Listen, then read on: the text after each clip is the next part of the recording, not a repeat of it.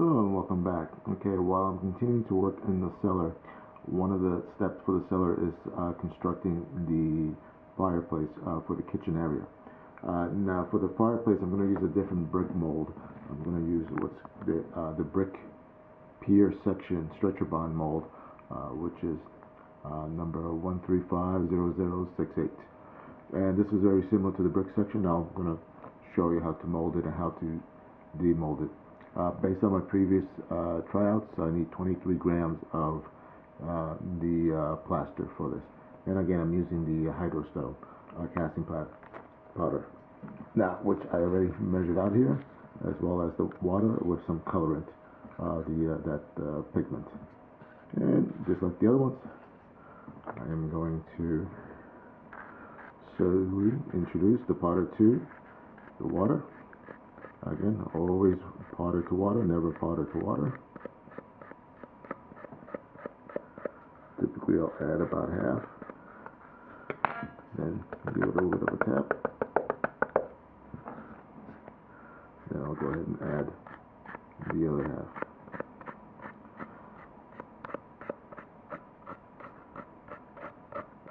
And again, just like the others, this is all pretty similar process to follow. More, tap it. Now this is my method for doing this. I'm sure as you experiment and try it on your own, you might find slightly different variations of this that works best for you. But one thing I always remember is to measure as close as possible the right ratios of plaster to water, which is typically 2 to 1, and also to always add the plaster to the water and let the plaster absorb the water. Right, tap, everything there. And while that's soaking, I'll just show you the mold. Now I already rinsed out the mold using some of the jet dry for make sure to eliminate any type of air bubbles, or at least minimize the chances of air bubbles. Okay. Now that this is absorbed, I'm going to give it a good stir. Make sure everything's incorporated together. And again, you want to stir this, not beat it. You don't want to incorporate air bubbles. You see I got some air bubbles in there already. Make sure I eliminate those, especially when I go to pour it.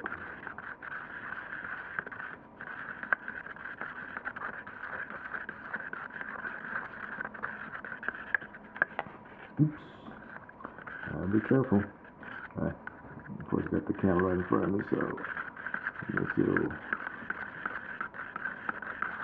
little difficult to look at the camera, look at what I'm doing in my hands. Alright, so I think that's well mixed and poured. So now I'm going to pour this into the mold. Let's move this a little closer to the other camera, as you can see. Now, I usually start from one direction to the other, starting with the little skinnier ones. So you find even the skinny ones are very useful for doing all various types of things.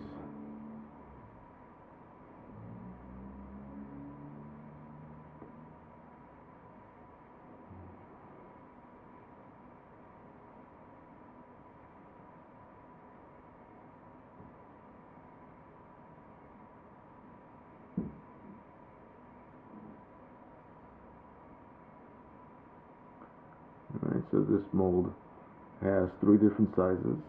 You see the small, medium, and large, which I believe is 2, 3, and 5 bricks wide. You'll always see them after they get casted here. Let's finish pouring. Filling this out. Make sure everything is nicely filled in.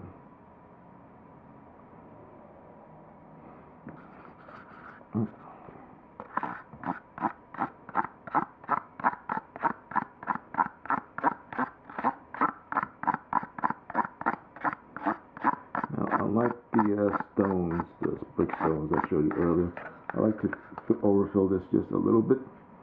So I want to make sure that I have enough material to fill in every single part of this mold.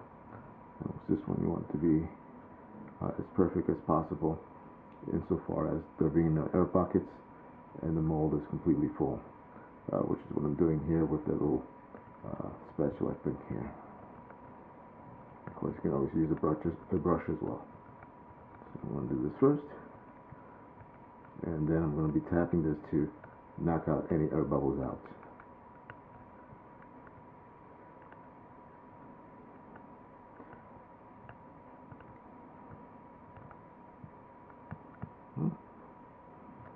So everything is nicely covered. You can use your fingers too to spread this out, but I don't see the point of getting my hands dirtier. Alright, so now what we're going to do is give this several raps taps on the table here, as you hear. Now, it can be kind of annoying, but it is necessary to help eliminate any trapped air bubbles in there. Now, in an ideal world, I would have a little vibrating table that would do this for me automatically. Let it vibrate for a few minutes. Unfortunately, I do not. So this is another method of accomplishing the same thing. So if you got other people in the house, all this tapping could be a little bit of annoyance.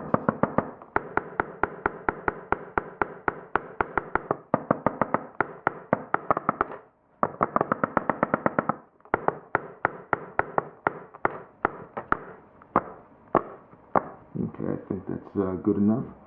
So what I'm going to do, just like the brick wall section, I'm going to let this skim over in a few minutes, and then I'll come back and scrape off the excess. All right, we'll be back. Alright, so here we are about 20 minutes later, so I'm just going to take the scraper here and just from one corner to the next, just letting the weight of the scraper itself just slowly drag it across and get rid of the excess. And that's it. All right, and wipe this off.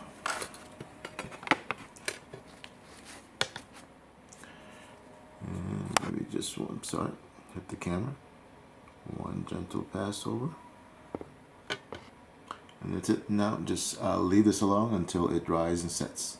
So I'll be back after that. Okay, I think this has sufficiently dried and set. So like I did last time, I'm just going to take the scrape up some of this flash that's on top. Just gently scrape some of it off. And then demold these.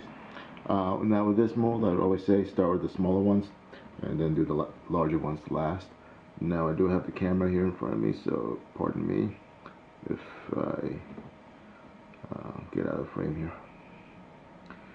So just like the other ones, you want to tease these small, especially these smaller ones, very gently. Tease them out of here.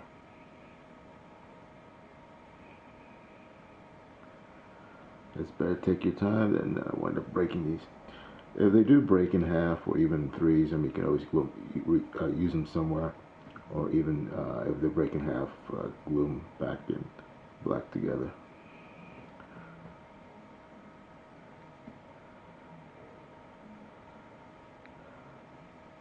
Right. And there you go. So here you have the skinny one. And I'll put that off to the side. Now let's go to the other skinny one. And just tease these ever so gently.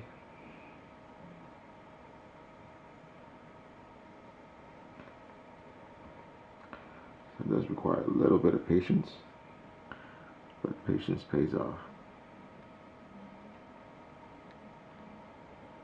And just like that. Okay, now we can do the wider one.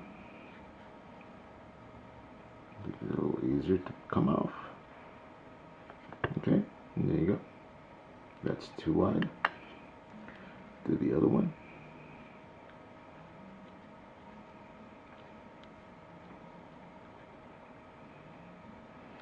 There you go. And finally the large ones, which are easy to come off.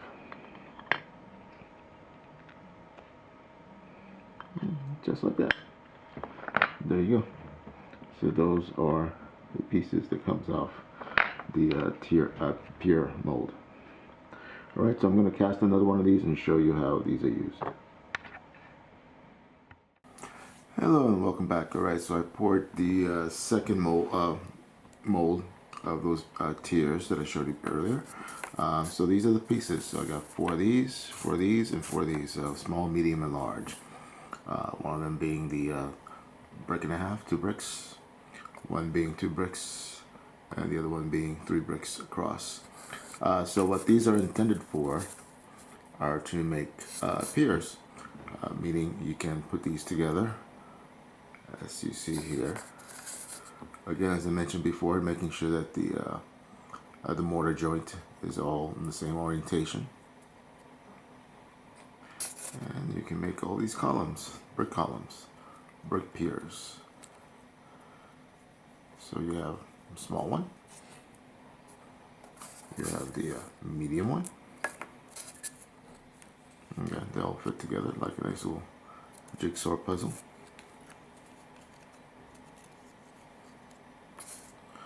So they're very easy to assemble.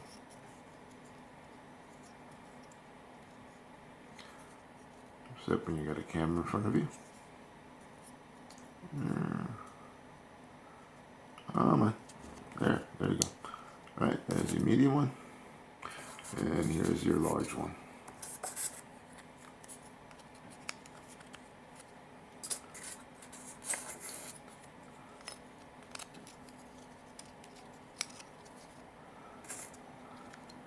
Just like that. Alright, so there you got your 3 piers. Just tilt them over a little bit so you can see them better.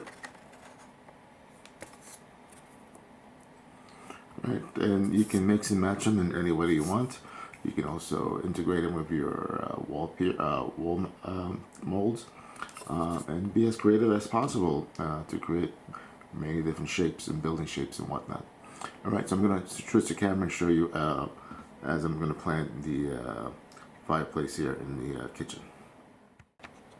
Okay, so here we are in the kitchen. You see I made some markings before. So what I am planning on doing, after doing a little test fitting, I'm going to have one of those wall sections there as the back. I'm going to use the some of these pier sections. I'll show. You're going to use the one large and the medium one. So it's going to be one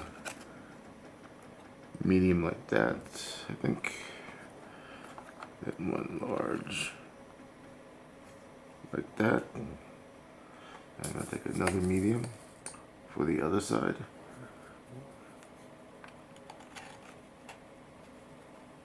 Like that.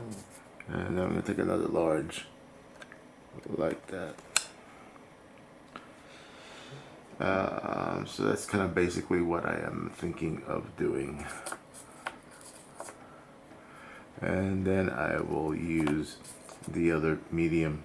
So I mean, most fireplaces I've seen, they usually have a little bit of a angled opening like such, or more or less.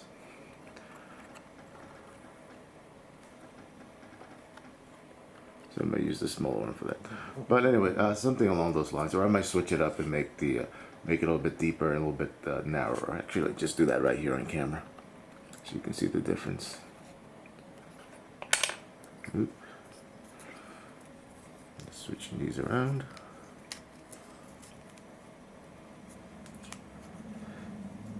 So the good thing about these, since you can mix and match them in many different ways, it's kind of like having a Lego set of bricks. And you can make different combinations here. Let's, I guess I should switch these over, but I think you get, actually, grab the other one over here. So it fits better.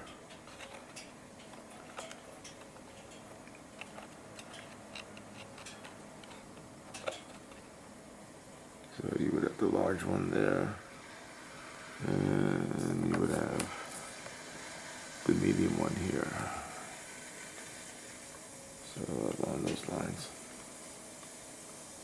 something like that. Actually, I'll probably go with that. Make the opening bigger. So I believe some of these openings for these kitchen hearths were a bigger opening in the middle there. Anyway, so something along those lines is what I'm planning on doing. So anyway, so let me get this glued up and I'll show you the after. Hello, welcome back. Alright, so here's my little kitchen fireplace hearth cooking area here. So let me bring you a little closer to it and show you how it was constructed. Alright, let's see how we constructed this one. Alright, first of all, you see right there off the bat, I used one of the lintels here as a ledge here for the front of the fireplace. So this is removed. Let's remove this so I can show you the rest. Alright, so what do we have here? Let me turn it around. We have, this is one of the full wall panels, and then I used the piers that I showed you earlier for the sides. So this is the wide one, and then you got two of the medium ones on either side. I cut a notch here for the lintel. The bricks that were cut out for the lintel, I reused them here as little supports. You can see them there. They sit proud of the rest of it. Then here on the top, I'm using those single, the small skinny brickworks. I cut them in half and I glue them together to make a little wall here to fill up the space on top. If I had thought about it ahead of time, I would have cut this down and used a full part of the full wall across here. It would have made it a little bit easier, less steps. Now for this, since they're made of many little parts, I also glued in support piece in the back there, just to give it some support as well as handling it doesn't fall apart. Okay, and you also see another support piece here and here to give it a little bit of support. Now here for the actual cooking area, hearth area, fireplace area, again using a bunch of these smaller pieces, cut them in half more or less, and I gave it this kind of a arch, a little bit of a curved look to it. You see there's a little gap here, didn't quite line up exactly, but that's okay. All this stuff will be filled in. Alright, now the next thing I want to show you is, alright. Okay, so as you see, there's quite a difference in shading of the red brick color from pale to deep red here. And I was thinking, this looks kind of off. Don't necessarily want to paint it, but what I thought of came up with this. So here's another panel piece where you have the pale color, and here you see the darker color. And the darker color, all it is that terracotta pigment that I had before. Mix a little bit of water. Another cup. And then I just brushed it on. Almost like painting with the pigment. Just mix it up. And just kind of paint it. Not a wet brush, kind of semi-wet. Get my edges, and there you go. And then once that dries off, it'll dry slightly lighter, and you'll get that coloring. Again, this is old pigment, so you can rub off your finger, or use a Q-tip or a paper towel if you want to rub it back a little bit more. And I think that's what I'm going to do with this whole thing here, and I'll show you that right after this. Hello and welcome back. Alright, so I let this chance to dry after painting it with the pigment wash. As you can see, everything is now a much more uniform color. And using the same technique, you can just take different colors of pigments and just apply them to the individual bricks if you don't have a different type of look, feel to this finish to it. So the next step, now that this is dry, what I'm going to do is apply a gloss coat over it, because I'm going to do some the mortar joints. I'm going to fill them in using a combination of the some just cheapo spackle, and for the varnish, I'm just using some Liquitex. I mean, normally I would airbrush this, but I don't have my airbrush connected, so I'm just gonna hand brush over it. So I'm just gonna take a little bit of the varnish. Just gonna put it in the cup. Don't need much. Put that off to the side. Take my brush. Just damp it a little bit. Now, you don't want to put too much of this on. You just want to really light coat. And I think I just put a little bit too much there actually.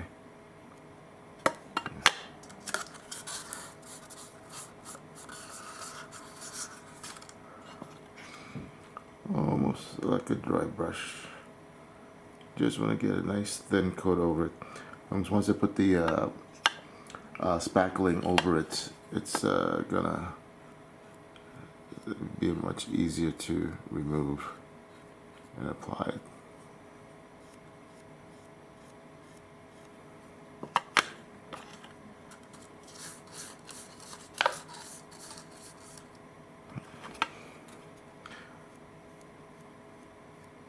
As you see there. So apply it, just let it dry. I'm not touching it, so you see the gloss versus not. So I'll be back after I finish applying it and let it dry. Alright, now we let this dry for an hour or so. This is everything's nice, good dry to the touch. You got a nice little sheen. So now I'm just going to take some regular spackling paste, a little bit of Vallejo, a little bit of water, put it all in the cup, mix it up. And for this I'm just going for dark gray mortar joints for this particular one. It's all there.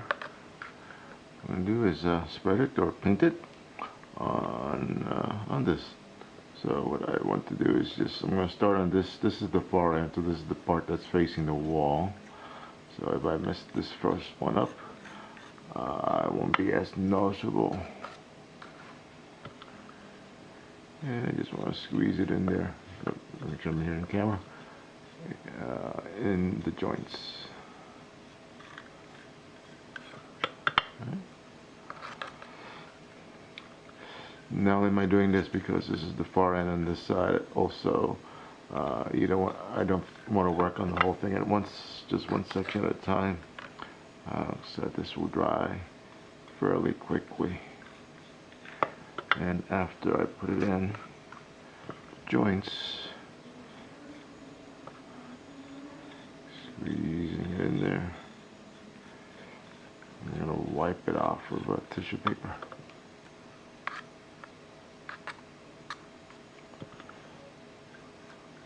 As you can see, it's already started to dry. Alright, so I'll take a tissue paper, napkin here, take a piece off, and then just wipe off the excess. Helps have a little bit of water off to the side, and help you wipe off the excess. Now you see the top here, which I had started, has already, when I first started, has already dried off, or started to dry. So you gotta be a little quick on this. It's always good to work on one section at a time.